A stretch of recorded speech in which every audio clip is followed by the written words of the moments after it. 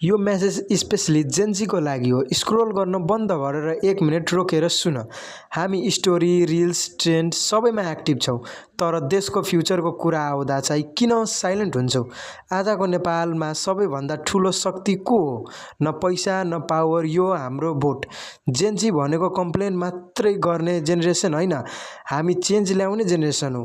अब हामीले डिसाइड गर्नुपर्छ कसलाई भोट गर्ने, कुन पार्टी र कुन नेतालाई जिताउनु पर्ने। अबको 5 वर्ष त्यो नेताको हातमा हाम्रो नेपालको भविष्य जान्छ। त्यसैले हामीले राम्रो क्यान्डिडेट छान्नुपर्छ र आफ्नो सोच अनुसार निर्णय गर्नुपर्छ। अनि भोट हाल्नु बिर्सिनु हुँदैन। किवर्ड वारियर मात्रै नभई हामी ब्यालेट बक्स वारियर बनेर हेराउनुपर्छ।